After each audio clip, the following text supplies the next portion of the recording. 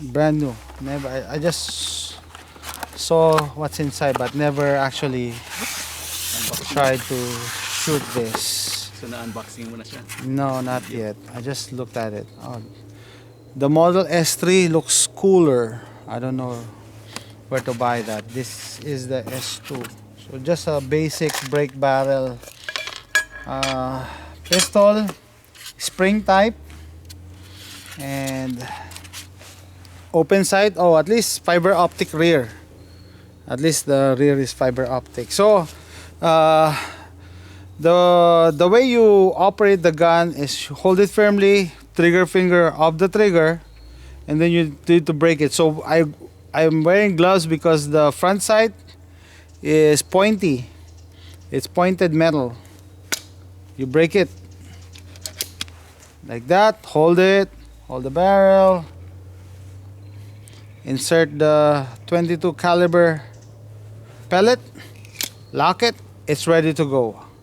Safe direction. There is no safety.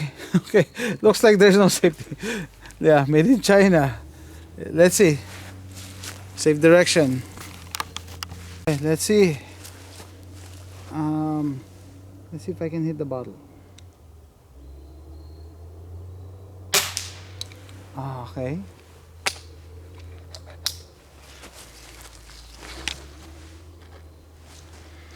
Let's see. Yeah, mas mahirap to kasi walang red dot.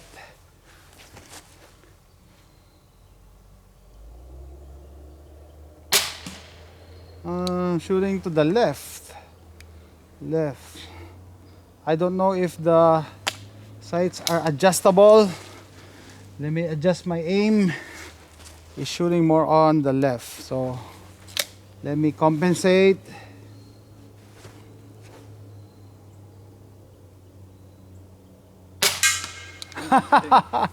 Binaril ko siya dito. sa labas ng ano ng bottle. Yeah. So I need to adjust this. Let's see one more, just to see if it's not a fluke. At least it's better where you're, you know where's the impact, so you know where to adjust.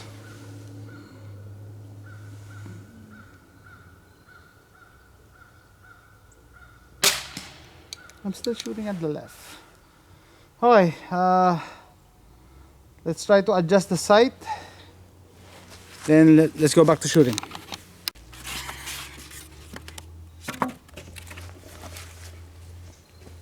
So this is a new super air pistol from China. So we're trying to see if it's accurate and Test it for the first time. testing. And we're just having fun. Yeah. Fun or not? Okay. Safe direction. Safety. Yeah, it's ready. So same principle. Same principle. Yeah. Same targets. 15 yards.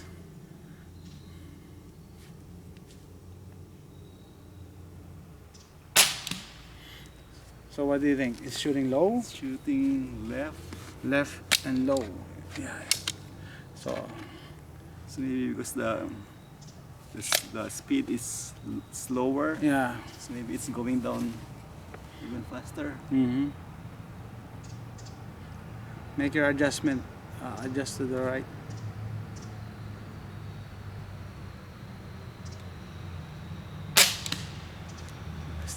Still left, right? Because the trigger pull is heavier. Yeah. It's harder to pull. It's heavier.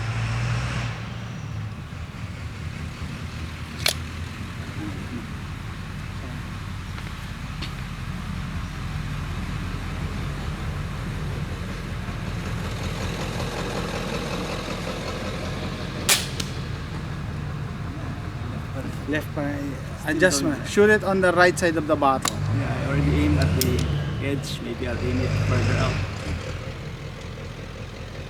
Our neighbor is there. It's here.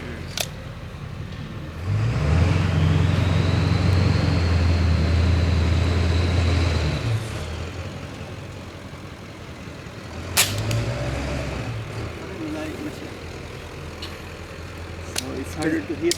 It's, The it's more spring challenging. is more challenging, and the gap of the sight is wider. Yeah. The rear sight.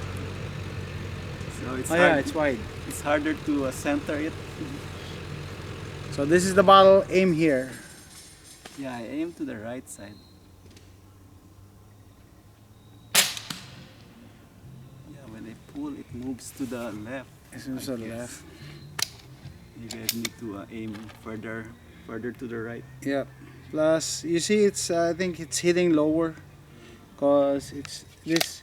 The pellet is It's slower, moving slower. slower than the previous gun.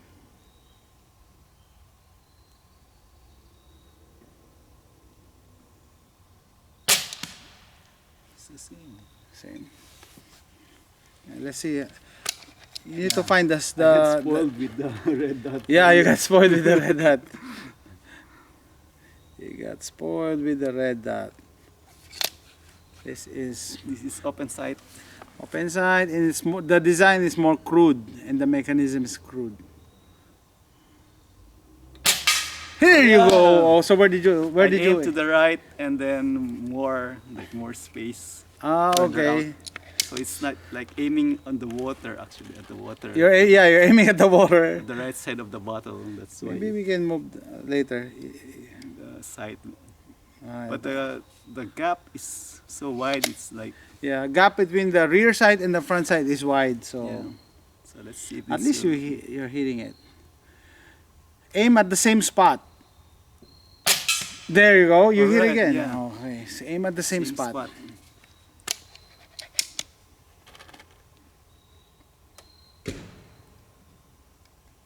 So we got 2 in a row. 2 in a row. Let's see if we get 3 in a row.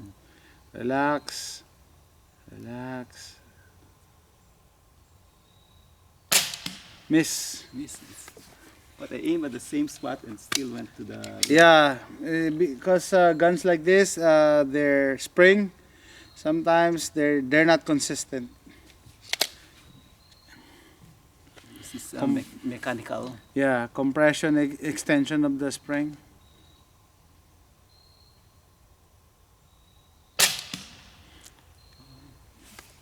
It's moving to the left. So because the trigger pull is heavier. Yeah, the trigger so pull. when you pull Let me it, see. it moves to the left actually when you fire it. Okay, let me see. It moves to.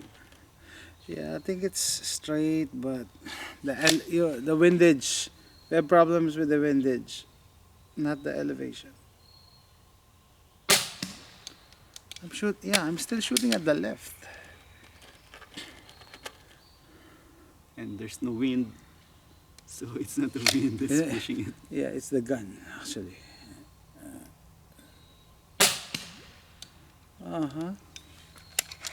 Left pa rin.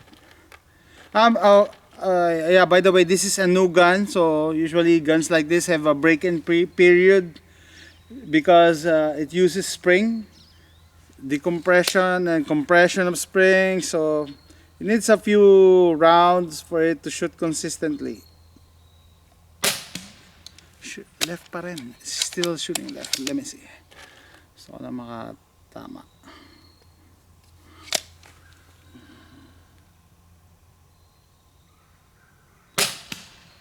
Okay, parang diretso ka, so mataas. My elevation is wrong.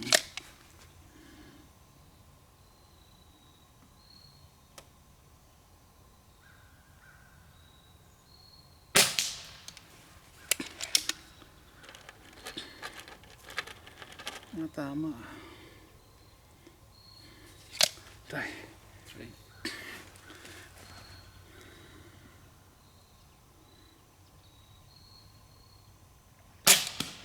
Yeah, like move But to the yeah, left. left part. It's always on. I think we need to adjust the rear sight. So it's adjustable. Yeah, I think it's just a Phillips, small Phillips.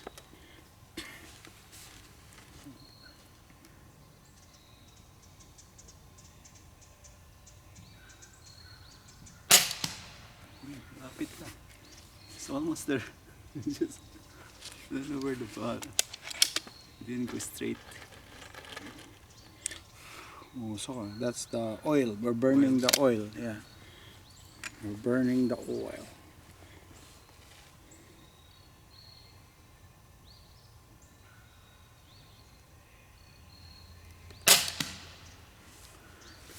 Where's the impact? Left or right? Left burn.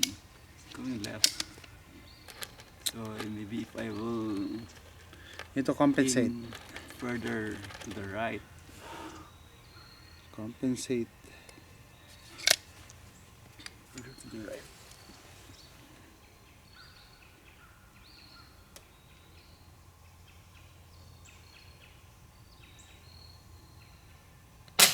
There you go. So how far? How far? How many Farther. inches? Like 1 inch To the right. 1 inch to the right. Okay, let me try if I can duplicate.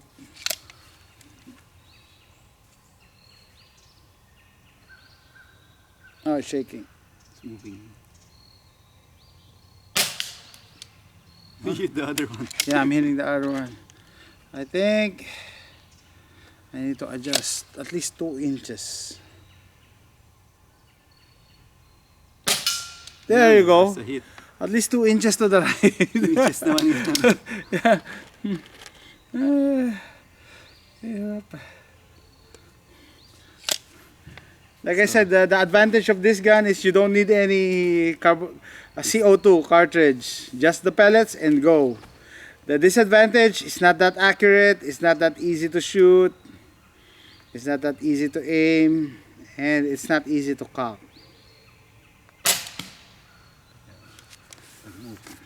I think when I pull the trigger because it's harder. Yeah, the so trigger. Push the barrel to the left, I think. Let me shoot one more.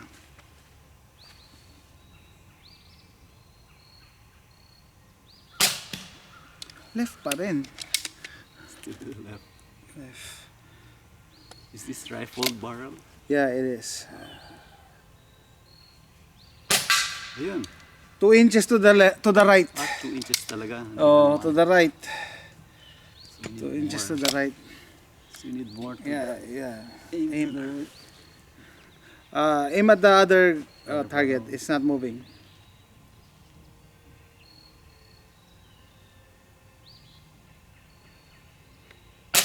Oh, see. that's right. Okay. So further. Further to the right. Okay. So in closing, I already mentioned this gun is not, for Competition. yeah, definitely not for competition, not for hunting, because you might just injure your target, especially like squirrels. Although this is 22 caliber, this is just for plinking cans. I don't recommend this for hunting because you need what do you call this, swift kill for your targets, for your game. Okay, this has problems with the sight, the cocking. This is sharp. Okay, the front sight is sharp and thin, so there's a lot of space in between the rear sight. Rear Although sight. the rear sight is carbon fiber, the front sight is just a piece of metal, sharp piece of metal. Okay, and what else? We have problems with the windage. This gun shoots to the left most of the time. I think we need to adjust the rear sight because that's the only thing adjustable here. Front sight is fixed. But other than that, I told the pan that if you have this, you just need pellets and that's it. You can That's just it, blink yeah. away. Okay, you don't need any more CO2 or anything. Just the gun and the pellets. So But it's still fun to shoot. yeah, it's fun. Yeah. Especially when you hit the target because Mhm. the percentage of hits is a lot lower than the other one. Yeah. With the- I think it's more challenging too. Yeah, it's more challenging, which is a good thing.